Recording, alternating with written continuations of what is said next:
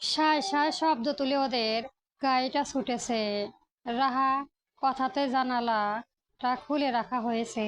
জানালার কাছে হালকা বাতাস এসে চুলগুলো এলোমেলো করে দিচ্ছে ওর। বাইরের রাস্তাটা পিচ ঢালা কালো ফিতের মতো এঁকে বেঁকে চলে গেছে দূরে। দুই পাশে সারি সারি গাছ মাথা দুলিয়ে বিদায় জানাচ্ছে। আকাশটা আজ ধোঁয়া নীল, মেঘের কিঞ্চিত তুলো ভেসে বেড়াচ্ছে অলসভাবে। রোদটাও অত তেজি না, নরম সোনালি আলো হয়ে গাড়ির বটনে পিছনে পড়েছে। মাঝে মাঝে ছায়ার আলোর খেলা চলেছে রাস্তার উপর, তবে বৃষ্টি আসার কোনো পূর্বাভাস নেই। আবার কটকটে রোদও অদেখা।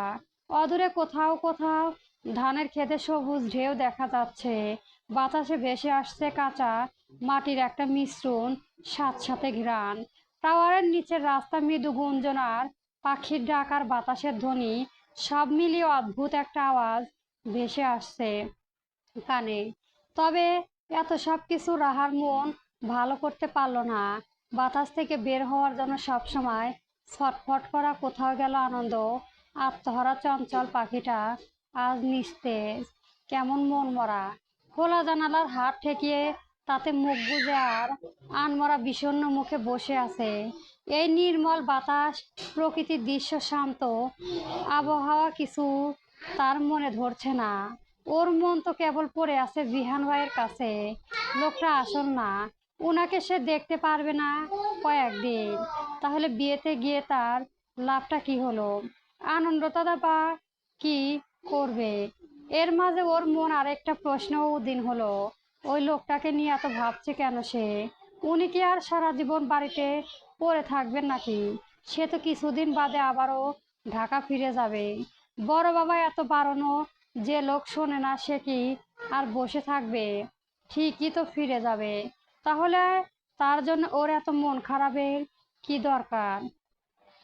লাভের লাভ কিছুই তো আর হলো না, ফিরেই যাবে উনি। এই ভেবে রাহার মনটা আরো খারাপ হয়ে গেল। ওর বিষাদ মুখে মলিন ক্লান্ত চোখে দূরে তাকিয়ে আছে। পুরো রাস্তা সবাই গল্প করছে। কামিনী আপু আর জিদান ভাইও অবশ্য ঝগড়া লেগেছিল কথায় কথায়, তবে তাতে বিশেষ পাত্তা দিল না শুধু রাহা। ওরা গল্পও করেছে, সেসবেও যোগ দিল না। আর বোধহয় বেশি রাস্তা নেই, অল্প সময়ে পৌঁছে যেতে পারে। বোধহয় ঘন্টা খানেক লাগতে পারে।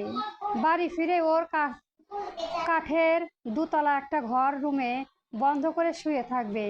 অনেকক্ষণ শুয়ে থাকবে। জিদার পাশে ঘাড় ফিরিয়ে বোনকে দেখে টিপ্পনি কাটলো, কিরে অন্তর, জ্বলছে নাকি? রাহা জবাব দেয় না।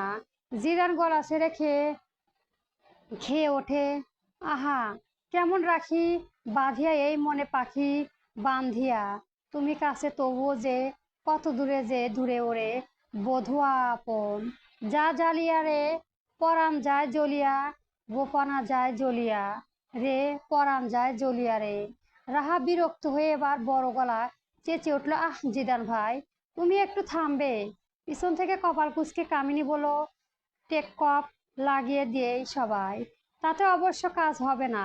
দেখা যাবে ঠিকই চিবিয়ে খেয়ে ফেলেছে টেক কপ, যেভাবে খায় ওই কামারাঙ্গার বাচ্চা। মাথাটা ফাই ফেলমো আমি খাই, তাতে তোর কি? তোরে খাইবার যায় গাড়িতে ছোটখাটো একটা বোমা বিস্ফোরণ করলো যেন জিদান। সবাই হতভম্ব হয়ে গেল। রাহাও কেমন কিঞ্চিত ভ্রু কুঁচকে তাকালো ভাইয়ের দিকে। রশ্মি কেসে উঠল অস্বস্তিতে। কামিনী এখনো ঠায় বসে আছে, ওর নাড়ছে না, যেন কোথাও হারিয়ে গিয়েছে। জিদানও কয়েক পলক পর বুঝলা আচমকায় মুখ ফসকে কি বলে ফেলেছে। স্নন কিছু ও যারা বন্ধু বান্ধবের পাল্লায় পরে মুখের ভাষা খুলে ফেলেছে ও। গোলামের পুতেরা, জিদান মনে মনে বকতে লাগলো একেবারে। আ আমি বলতে চেয়েছি তোরা খায় নাকি? আর একবার থেকে মুখ সামলে কথা বলবি। কামিনী গাড়িতে একজোড়া চিৎকার করে উঠেছে যে রাহা রশ্মি সহ জিদানের কানও তালা মেরেছে। ও দ্রুত ব্রেক কষলো। কামিনীর আগে কিরমির করছে তোমার মতো অসভ্য মানুষ আর দুটো দেখিনি জিদান ভাই। আমি ওখানে গিয়ে বড় বাবাকে বলবো তোমরা পাঠা ছেড়ে বস্তির মতো নোংরা কথা বলো।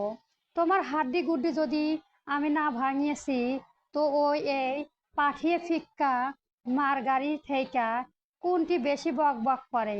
বলতে বলতে জিদান গাড়ি স্টার্ট করলো। তোমার কিন্তু আমি খুন আহ, করে ফেলবো জিদান ভাই। আর তোরে মনে হয় আমি মাথায় তুইলা নিয়া নাচং হবিস লোক। আমি ভাবতাছি তোরে ভিখারি এক জামাইয়ের কাছে বিয়া দিমু। তোমার কপালে কানা ন্যাংরা একটা বউ জুটবে, দেখে নিও। জীবনেও শান্তি পাবা না। তোর মতো আপদকে যতদিন ছোট চাচ্চুর ঘাট ধরে কামরায় বাড়িতে বিদায় না করেছে ততদিন খান বাড়িতে শান্তিরা নম নম করে পালাবে।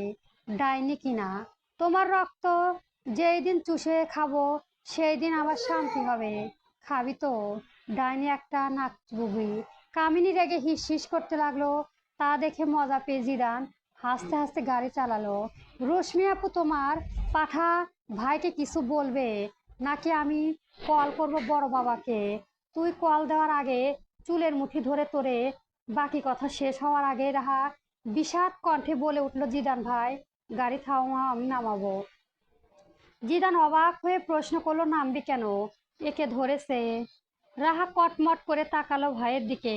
বোনকে এভাবে রাগি চোখে তাকাতে দেখে জিদান বোকা হেসে, না মানে এমন নিরিবিলি হাইওয়ের মতো একটা রাস্তায় কোথায় কি করবি বনু?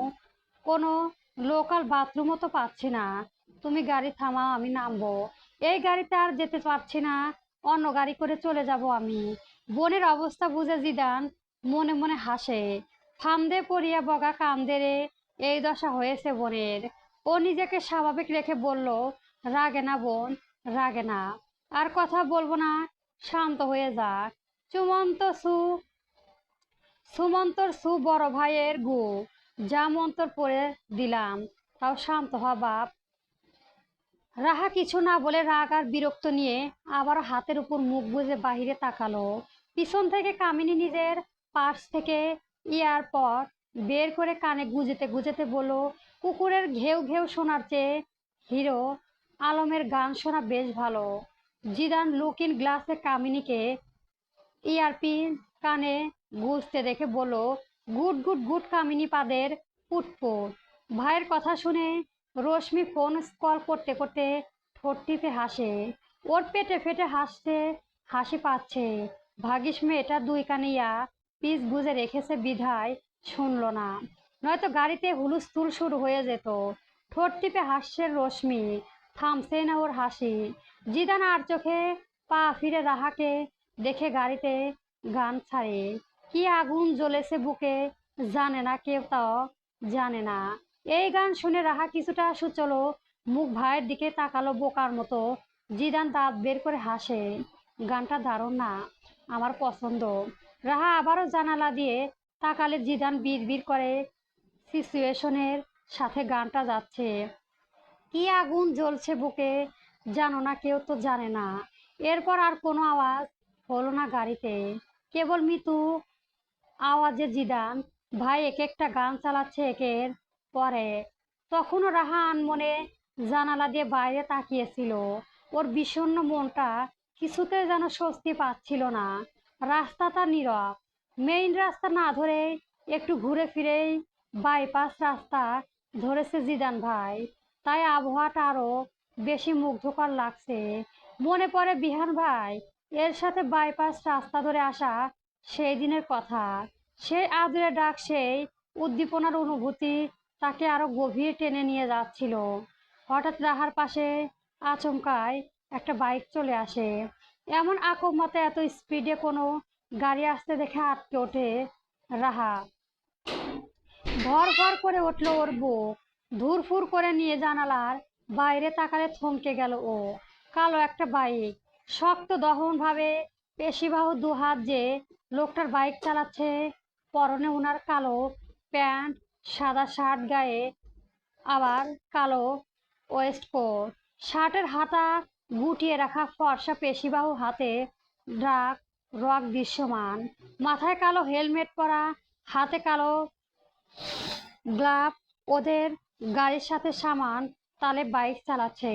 আচমকা এমন দৃশ্য দেখে আনন্দ আবেগে রাহা চোখ দুটি চকচক করে উঠল। ঝাপসা চোখে বাইকের লোকটার দিকে তাকিয়ে ওর কেমন উৎফুল্ল ভঙ্গিতে ঠোঁট টিপে হাসি ফুলিয়ে তুলল। এটাই বিহান ভাই। তার বিহান ভাই না চাইতেও মানুষ যখন একটা কিছু পেয়ে যায় তখন অবিশ্বাস্যভাবে যেমন হৃৎপিণ্ড চলমান করে। কেমন অসাধারণ কিন্তু আরামদায়ক একটা অনুভূতি হয় রাহারও তেমনই লাগছে। ওর আটকে থাকা নিঃশ্বাসটা বুঝি দম নিয়েছে। বুকের ভেতরে এত আভা অনুভূতি হচ্ছে যা কাউকে বলতে পারবে না। ভেতরে এত আনন্দ জোয়ার বইছে যে ও লাফিয়ে সেটা প্রকাশ করতে পারছে না। আবেগ উৎফুল্লে চোখ দুটি ঝাপসা হয়ে গেলেও পানি গড়িয়ে পড়ছে না, শুধু ভেতরে অশান্ত স্পন্দন টের পাচ্ছে। ঠোঁটে শত বছর পর কিছু পাওয়ার উচ্ছ্বাস, আনন্দ আর খুশির ঝিলিক দিয়ে ওঠে। ও একই ভাবে তাকিয়ে রইল হেলমেট আবৃত বাইক চালানোর লোকটার দিকে। প্রায় 1 মিনিট পর বাইকটা পাশ ফিরে তাকালো গাড়িটার দিকে। হেলমেটে কালো ভাইজরটাকে উপরে সরাতেই বিহানের তীক্ষ্ণ বাজ পাখির মতো কালো মণি চোখগুলি ভেসে উঠল। ওর চোখের দিকে তাকিয়ে রাহা ছলো ছলো নয়নে ফিক করে হেসে উঠল। এটা কিসের কান্না না হাসি তা জানা নেই। অপেক্ষা অবসর নাকি না চাইতেও পাওয়ার খুশি। ও শুধু বুঝলো তার আনন্দ ফিরে এসেছে, ওর দেহ প্রাণ এসেছে। দুহাত মেলে বাতাসের সাথে মিশে যেতে ইচ্ছে হচ্ছে, প্রজাপতির মতো উঠতে মন চাইছে। রাহা ছলো ছলো চোখের দিকে গম্ভীর নয়নে তাকিয়ে বিহান বিড় করে বলে উঠল, স্টুপিড। উচ্চ স্বরে বলা কথাটা শুনলো কিনা বোঝা গেল না। পানি আটকে রাখা চোখ নিয়েই রাহা খিলখিল করে হেসে উঠল। একসঙ্গে গাড়ির বাকিরা ভাইকে দেখে অবাক। জিদান তো হেউ শব্দ তুলে নিজের উচ্ছ্বাস প্রকাশ করলো। রশ্মি আর কামিনীও অবাক। সবাই খুশি হলো বিহানকে দেখে। রাহা এখনো তাকিয়ে আছে বিহান ভাইয়ের দিকে। এক নজরে এক ধ্যানে সামনে থেকে দৃষ্টি ফিরে আবার রাহার দিকে তাকালো বিহান। চিৎকার করে বলল, স্টুপিড। চোখের পানি মোছ নয়তো নিশ্চিত অ্যাক্সিডেন্ট। ওর কথা অবাক হয়ে গেল রাহা। জিদান আবারও শব্দ তুলে চিৎকার করে উঠল। গাড়িতে মৃদু ট্রেনের রোমান্টিক গান চলেছে। রাহা দ্রুত করে চোখের পানিটুকু মুছে নিল। তাকিয়ে দেখলো সুদর্শন কি অ্যাটিটিউডের সাথে একটু ঝুঁকে বাইক চালাচ্ছে। সাদা শার্টের গোটানো সিল্ভের ভেতর থেকে পুরুষালী ফর্সা হাত দুটো দেখলে কেমন বুক আনচান করে ওঠে। রাহা বিহান ভাইয়ের দিকে তাকিয়ে থেকে মনে মনে বলল, বুক ঝড় তোলার মতো এক সুদর্শন আপনি কেন হলেন বিহান ভাই?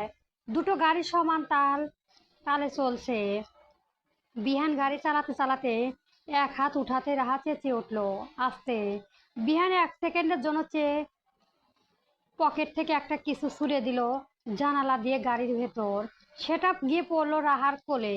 রাহা ধরার আগে পেছন থেকে ঝিলমিল কামিনীর মুখ ভরা হাসি নিয়ে সেটা তুলে নিয়ে বলতে লাগলো, দেখে কি আছে এটাই।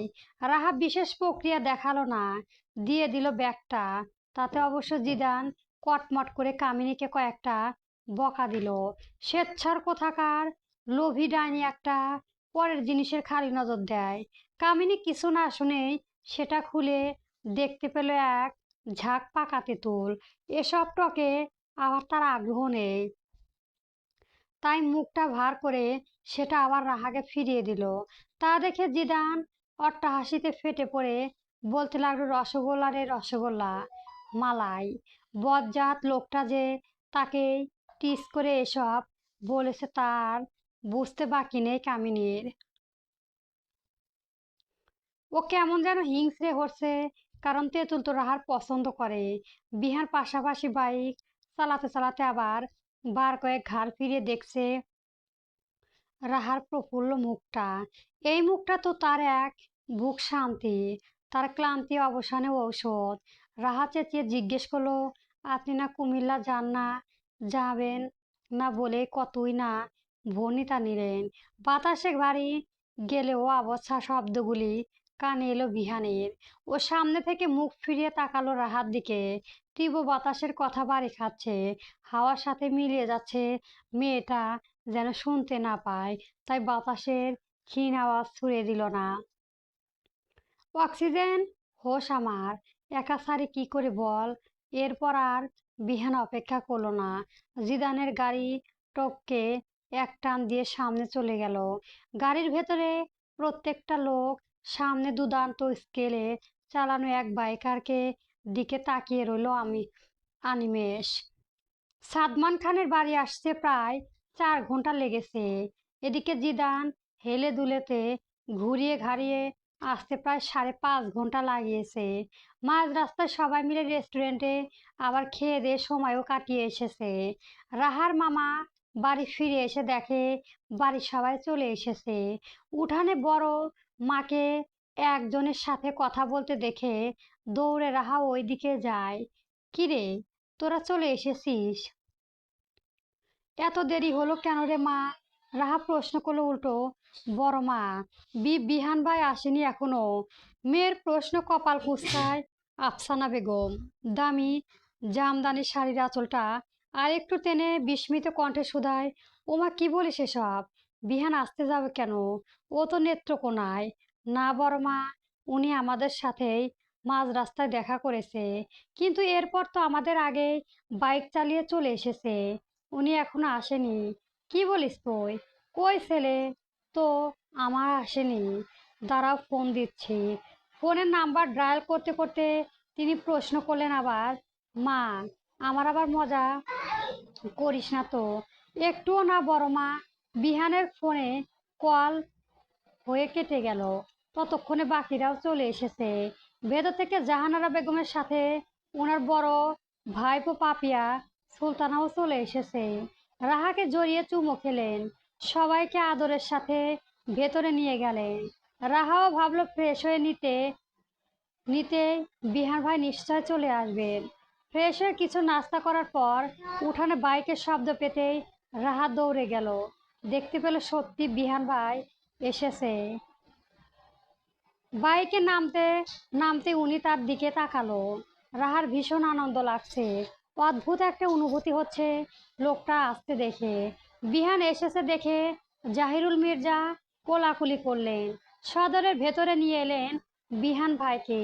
রায়হান খান ছেলেকে বসার ঘরে সবার সাথে পরিচয় করিয়ে দিচ্ছেন। রাহাও সিঁড়ির এক কোনায় মিষ্টি হেসে দাঁড়িয়ে রইল, কিন্তু ওর হাসিটা বেশিক্ষণ টিকল না। জুলি আপু কেমন অদ্ভুত চোখে তাকিয়ে রয়েছে বিহান ভাইয়ের দিকে, তা দেখে কপাল কুঁচকে গেল রাহার। ও একবার জুলি আপু আর একবার তার অনুসরণ করা বিহান ভাইয়ের দিকে তাকাচ্ছে। বিহান ভাই জাভেদ ভাইয়া আর মামার সাথে কথা বলছে। এদিকে জুলি আপু এক নজরে বিহান ভাইয়ের দিকে তাকিয়ে কেমন করে যেন হাসছে।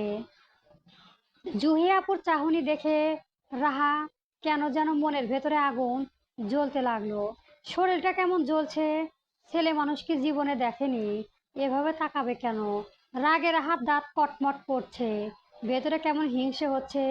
ওর বিরক্ত মুখে এগিয়ে গেল জুলি আপু কাছে। আচমকা একটা ধাক্কা মারতেই ধরফড়িয়ে উঠল জুহি। সবার থেকে একটু দূরে ছিল দুজন। জুহি দ্রুত জামা ফাঁক করে বুকে থুথু দেয়। কি হয়েছে? এমন দানবীয় আচরণ করছিস কেন? তুমি কি করছো জুহি আপু? কি দেখো অমন করে? জুহির ঠোঁটে লাজুক হাসি ফুটে। চোখে মুগ্ধতা নিয়ে কথা বলা বিহান ভাইয়ের দিকে তাকিয়ে দেখে। এই দেখে রাহার ভেতর জ্বলে পুড়ে শেষ হয়ে যাচ্ছিল। ও পারছে না জুহি আপুর গলা চেপে ধরতে।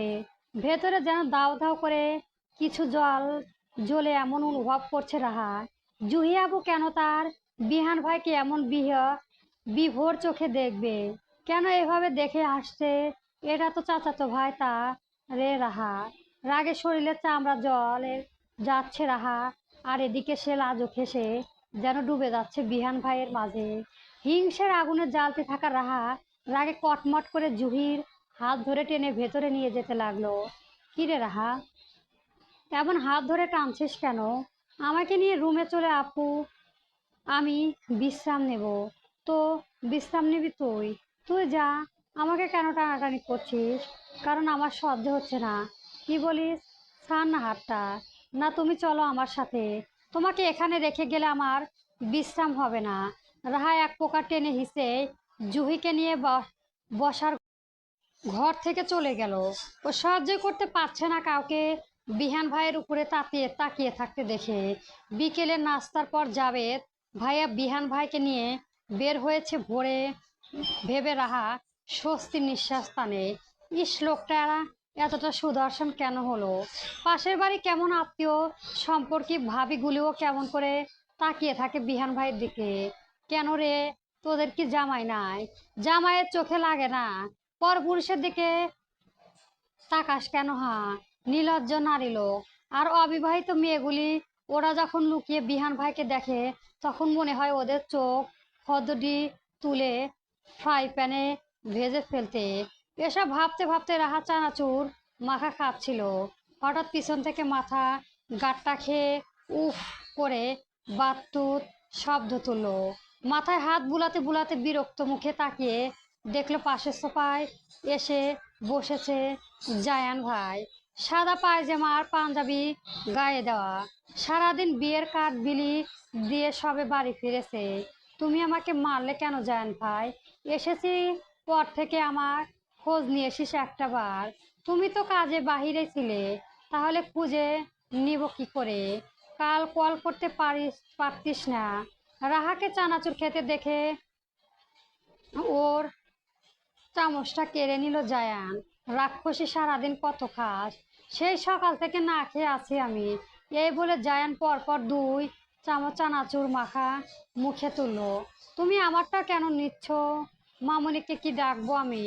বাপের বউ আমারে উঠা দেব, তুই বিচার দিলে? তোর দাও বলছে আমার চানাচুর। জায়ানের হাত থেকে চানাচুরের বাটি আর চামচটা পুনরায় নিয়ে নিল রাহা। ওকে গলা ভরে খেতে দেখে জ্যান ফিস ফিস সুরে বলল, সারাদিন তো শুধু খাস, কিন্তু বড় হস না কেন গাধি? উফ, মুখ সামনে কথা বলো, আমার 17 চলে। জ্যান ঠোঁট টিপে হেসে ওর গাল টেনে দিয়ে বলে, ওরে আমার বুন্নি রে। ঠিক সেই সময়ের ভেতরে এসে উপস্থিত হলো লম্বা দেহের কাঠে কঠোর চিত্তরে একটা লোক, গম্ভীর, যার চল শক্ত, দৃঢ়, চোখে কেবল আগুনের ললিহা শিখা। পরবর্তী গল্প পেতে আমার চ্যানেলটি সবার আগে সাবস্ক্রাইব করে রাখবেন। ধন্যবাদ। গল্প ক্যাপ্টেন বিহান আর কি চলবে।